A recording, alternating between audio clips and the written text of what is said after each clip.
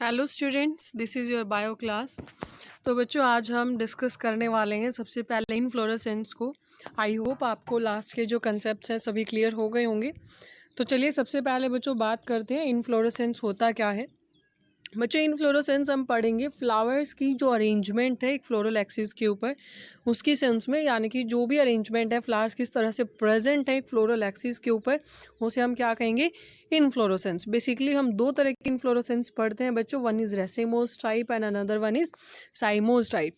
तो अगर हम बात करें सबसे पहले रेसिमोस और साइमोस के डिफरेंसेस की, तो बच्चों रेसिमोस को आपने ऐसे समझना है, जो मेन एक्सिस है ना वो कॉन्टिन्यूसली उसकी ग्रोथ होती रहेगी, और जो साइमोस है इसमें जो मेन एक्सिस है उसमें main axis terminates in flower having limited growth. यानी कि देखो आपने ऐसे समझना है, जो रेसेमोज है इसमें मेन एक्सिस ऐसे कॉन्टिन्यूसली ग्रोथ करती रहेगी, फ्लावरिंग होती रहेगी, फर्दर यहाँ पर लेटरल ब्रांचेस भी चलेंगी। लेकिन साइमोज में क्या होता है, मेन एक्सिस जो टर्मिनेट्स है इन फ्लावर, यानी कि यहाँ पर अगर एक फ्लावर आ गया तो जिसकी ग्रोथ है वो लिमिटेड हो जाएगी, उसके बाद फर्दर यहाँ पर ब्रांचिंग शुरू होगी, फिर यहाँ पर ऐसे अगर इनके अंदर ब्रांचिंग शुरू हो रही है ना, तो इस तरह से तो होगा साइमोज। लेकिन जो रेसेमोज है उसमें जो मेन ब्रांच होती है, मेन जो एक्सिस है वो उसकी कंटिन्यूअस ग्रोथ होती रहेगी। साइमोज में ये ग्रोथ थोड़ा लिमिट में होगी। उसके बाद जो फ्लावर्स हैं इसमें वो लेटरली भी एक्रोपिटल सक्सेशन में उनकी ग्रोथ होगी, और यहाँ पर फ्लावर्स बेसिपिटल सक्सेशन में, यानी कि इसके अंदर इस तरह से फ्लावर्स की ग्रोथ होती रहेगी कॉन्टिन्यूसली। यहाँ पर इस तरह से जो ब्रांचेज हैं उनके थ्रू फ्लावर्स ज़्यादा निकलते हैं। ठीक है, इसमें एग्जाम्पल आप रेडिश और मस्टर्ड का कर सकते हैं, साइमोज में आप जैस्मिन एंड बोगनविलिया का एग्जाम्पल कर सकते हैं। उसके बाद बच्चों हम शुरू करते हैं फ्लावर के बारे में, इसकी हम कुछ बेसिक प्रॉपर्टीज़ को डिस्कस करेंगे। तो सबसे पहले फ्लावर आपको पता है कि रिप्रोडक्टिव पार्ट होता है सभी एंजियोस्पर्मिक प्लांट्स का। एंजियोस्पर्मिक प्लांट्स बच्चों जो फ्लावर बियरिंग प्लांट्स होते हैं उन्हें हम एंजियोस्पर्म्स बोलते हैं। किस चीज़ के लिए, mainly sexual means of reproduction के लिए, यानी कि फ्लावर रिस्पॉन्सिबल है इनके अंदर सेक्सुअल रिप्रोडक्शन के लिए। उसके बाद बच्चों एक किसी भी टिपिकल फ्लावर के अंदर मेनली 4 वॉल्स होती हैं जो स्वॉलन एंड ऑफ स्टॉक पर प्रेजेंट होंगी, या फिर पेडिसल भी जिसे हम कह सकते हैं, जिसे कॉमनली आप थैलेमस के नाम से जानते हैं। वहाँ पर 4 मेन वॉल्स होती हैं, calyx, Corolla, androecium and gynoecium. Calyx और कोरोला यहाँ आप सेपल्स पेटल्स की सेंस में पढ़ते हैं, androecium and gynoecium male and female gametes की सेंस में। ओके, ये भी हम आगे डिस्कस करेंगे। तो सबसे पहले हम देखते हैं, जब भी कोई फ्लावर एंड्रोशियम और गाइनोशियम दोनों ही पार्ट अगर उसमें प्रेजेंट है तो फ्लावर को बाइसेक्सुअल कहा जाएगा, और अगर उसके अंदर या तो एंड्रोशियम है या गाइनोशियम है तो उसे हम यूनिसेक्सुअल कहेंगे। और फ्लावर की बच्चों अगर हम सिमेट्री की बात करें तो अगर उसको 2 इक्वल रेडियल हाल्स में डिवाइड किया जा सके, फ्लावर को सेंटर से जब हम डिवाइड करें तो 2 इक्वल हाल्स अगर हमें ऑब्टेन हो रहे हैं, तो वहाँ पर actinomorphic type of symmetry present है, जिसे हम रेडियल सिमेट्री भी कह सकते हैं। Like mustard, datura and chilli में आप ये देख सकते हैं। और जब किसी भी फ्लावर के अंदर बच्चों जब किसी भी फ्लावर के अंदर अगर उसको डिवाइड करो आप बीच में से, और 2 पार्ट्स में वो मतलब एक वर्टिकल प्लेन में आपको मतलब दिखाई दे रहा है, सिर्फ वर्टिकल प्लेन ही आपको ऑब्टेन हो रहा है, उस केस में हम कहेंगे जाइगोमॉर्फिक, यानी कि जाइगोमॉर्फिक टाइप की सिमेट्री उसके अंदर है, जैसे पी में गुलमोहर किसिया के अंदर आप देख सकते हैं।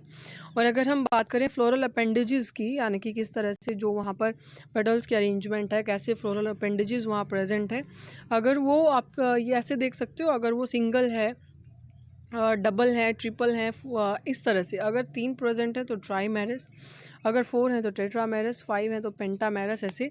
ठीक है, सिंगल तो फ्लोरल अपेंडेजेस होंगे नहीं, तो बेसिकली 3 से हमारे मिनिमम हम कह सकते हैं भी ट्राईमेरस, टेट्रामेरस और पेंटामेरस होंगे। ठीक है, अगर फ्लावर्स में ब्रैक्ट्स प्रेजेंट है बच्चों तो ब्रैक्टिएट्स होंगे, अगर ब्रैकेट्स नहीं है तो उसे हम ई ब्रैक्टिएट कहेंगे। देखो ये हम एक तरह से एक डिक्शनरी टाइप में हम डिस्कस कर रहे हैं, जिन्हें हम आगे कुछ कंसेप्ट जब पढ़ेंगे ना तो वहाँ इन टर्म्स को हम डायरेक्ट यूज़ करेंगे। ठीक है, यहाँ तो हम डिस्क्रिप्शन ले रहे हैं उन टर्म्स का। उसके बाद बच्चों ओवेरी की जो पोजीशन है उसके बेसिस पर भी डिवीज़न हम करते हैं फ्लावर का, यानी कि जो ओवेरी की पोजीशन है with respect to other floral parts on thalamus. तो अगर हम बात करें यहाँ पर 3 तरह के डिवीजन्स हम पढ़ेंगे, हाइपोगाइनस, पेरीगाइनस एंड एपिगाइनस। तो सबसे पहले अगर हम यहाँ बात करें किसकी, हाइपोगाइनस फ्लावर की, तो हाइपोगाइनस फ्लावर में बच्चों क्या होगा, जो ओवेरी है उसकी पोजीशन हाईएस्ट होती है। हाइपोगाइनस में जो ओवेरी है उसकी पोजीशन हाईएस्ट होगी, किसके कंपेयर में, अदर जो पार्ट्स हैं मेल पार्ट है उसके कंपेयर में। इस तरह के केसेस में बच्चों ओवेरी हमारी सुपीरियर होती है, like mustard, brinjal and China rose में आप देख सकते हैं। अगर हम बात करें पेरिगाइनस फ्लावर की, तो यहाँ पर जो गाइनोशियम है वो सेंटर में प्रेजेंट होगा और जो दूसरे पार्ट्स हैं वो प्रेजेंट होंगे on the rim at same height, यानी कि वो भी सेम हाइट पर ही प्रेजेंट होंगे, यहाँ आप देख सकते हैं। और ओवेरी को हम यहाँ कहेंगे हाफ इन्फीरियर। ओके, पहले केस में हमने क्या कहा, ओवेरी कैसी है, सुपीरियर। सेकंड में क्या कहा, हाफ इन्फीरियर। और एपिगाइनस में हमारी टोटल इन्फीरियर ओवेरी होती है। चलिए देखते हैं उसके बारे में भी।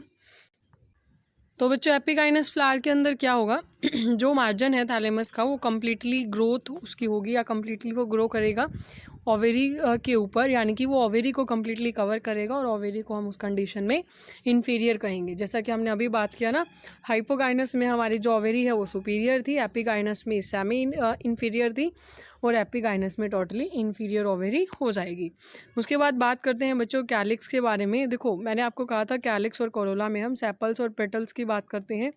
तो कैलिक्स बच्चों सबसे आउटर मोस्ट वॉल होती है फ्लावर की, जो इसके मेंबर्स उन्हें हम क्या कहेंगे, सेपल्स, या एक तरह से आप सेपल्स के ग्रुप को भी कैलिक्स बोल सकते हैं। जैसे मान लो यहाँ आपका फ्लावर है, तो यहाँ आप देखते हैं ऐसे ग्रीन कलर की जो अपेंडेजेस दिखाई देती हैं, ये ग्रीन कलर की अपेंडेजेस ही हमारी क्या होती हैं, कैलिक्स होती हैं। और जो यहाँ पर आपकी पेटल्स, जो पंखुड़ियाँ प्रेजेंट हैं फ्लावर के अंदर, जिन्हें हम क्या कहेंगे, पेटल्स, उन्हें हम कहेंगे कोरोला, यानी कि उनके ग्रुप को हम क्या कहेंगे, कोरोला।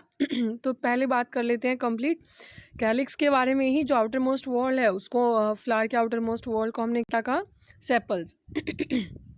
उसके बाद जनरली बच्चे ग्रीन और लीफी होती हैं जो फ्लावर को प्रोटेक्ट करके रखती हैं बड स्टेज के अंदर। दो तरह से हम यहाँ डिवीज़न पढ़ेंगे, वन इज़ गैमोसेपेलस और अनदर वन इज़ पॉलीसेपेलस। गैमोसेपेलस में बच्चों सभी के सभी जितने भी सेपल्स होंगी वो ऐसे यूनाइटेड यानी कि एक फ्यूज्ड फॉर्म में प्रेजेंट होंगी, और पॉलीसेपेलस में सभी सेपल्स आपकी फ्री होंगी। कोरोला क्या होता है बच्चों, कोरोला में आप ऐसे कर सकते हैं, ग्रुप ऑफ पेटल्स या पेटल्स के जहाँ भी प्रेजेंट होती हैं उनके ग्रुप को हम कोरोला कहेंगे। ब्राइटली कलर्ड हैं क्योंकि इंसेक्ट्स को ये अट्रैक्ट कर सकती हैं, जिससे पॉलिनेशन के लिए ये भी गैमोपेटलस और पॉलीपेटलस हो सकती हैं। अगर फ्यूज्ड फॉर्म में है तो गैमोपेटलस, अगर वो फ्रीली प्रेजेंट है तो पॉलीपेटलस। उसके बाद बच्चों यहाँ से आपने अलग एक कंसेप्ट शुरू कर लेना है, मतलब हेडिंग बना लेना एस्टिवेशन की। ओके, एस्टिवेशन क्या होता है, बेसिकली एस्टिवेशन होता है कि किस तरीके से सेपल्स और पेटल्स किसी भी फ्लोरल बड पर प्रेजेंट है with respect to the member of same wall. Okay, यानी कि जो सेपल्स और पेटल्स के अरेंजमेंट हम पढ़ेंगे फ्लोरल बड पर, उसे हम क्या कहेंगे, एक तरह से एस्टिवेशन। यहाँ हम अलग अलग तरह की एस्टिवेशन डिस्कस करेंगे। सबसे पहले वॉल्वेट टाइप के एस्टिवेशन, जहाँ पर जो वॉल्स हैं सेपल्स और पेटल्स वो एक दूसरे को टच करते हैं, जैसा कि कैलोट्रोपिस में यहाँ आप देख सकते हैं, है ना। यहाँ पर आप देख सकते हैं जो इनकी वॉल्स हैं वो एक दूसरे को कॉर्नर से टच करती हैं, है ना, किसी ने भी ट्विस्ट नहीं किया एक दूसरे के ऊपर। अगर इम्ब्रिकेट एस्टिवेशन की बात करें बच्चों, उससे पहले हमारे ट्विस्टेड एस्टिवेशन है। ट्विस्टेड एस्टिवेशन में बच्चों क्या होगा, जो वॉल्स हैं वो एक दूसरे के ऊपर ओवरलैप करेंगे, जैसा चाइना रोज़ में होता है। यहाँ आप देख सकते हैं यहाँ ओवरलैपिंग हो गई है ना, ओवरलैपिंग हो गई है एक दूसरे के ऊपर। यहाँ भी आप इसके अंदर भी देख सकते हैं। और इम्ब्रिकेट एस्टिवेशन में क्या होगा, जो मार्जिन है वो ओवरलैप करेंगे एक दूसरे से, लेकिन एक पर्टिकुलर फैशन में, जैसा कि गुलमोहर में होता है।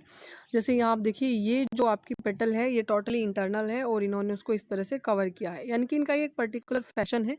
जितने भी इम्ब्रिकेट एस्टिवेशन टाइप होंगे सभी में इसी तरह से जो अरेंजमेंट है वो प्रेजेंट होगी। और पी और बीन फ्लावर्स के अंदर बच्चों वहाँ पर 5 पेटल्स होती हैं, जो लार्जेस्ट स्टैंडर्ड जो हमारी पेटल होगी वो ओवरलैप करेगी दूसरी 2 अदर जो भी लेटरल पेटल्स हैं उनको, which in turn overlap to smallest anterior petals, जो आगे फिर फर्दर किसको ओवरलैप करेंगी, जो सबसे 2 छोटी एंटीरियर पेटल्स। तो इस तरह की एस्टिवेशन को बच्चों हम क्या कहेंगे, वैक्सिलरी या पैपिलियोनेशियस एस्टिवेशन। यहाँ आप देख सकते हैं जो सबसे लार्जेस्ट जो पेटल थी उसने ओवरलैप किया अंदर 2 लेटरल पेटल्स को, उसके बाद इन्होंने अंदर फर्दर 2 स्मॉलेस्ट जो लेटरल पेटल्स थे उनको ओवरलैप किया। तो इस तरीके से जो एस्टिवेशन के टाइप्स हैं वो हमारे कंप्लीट हो जाते हैं।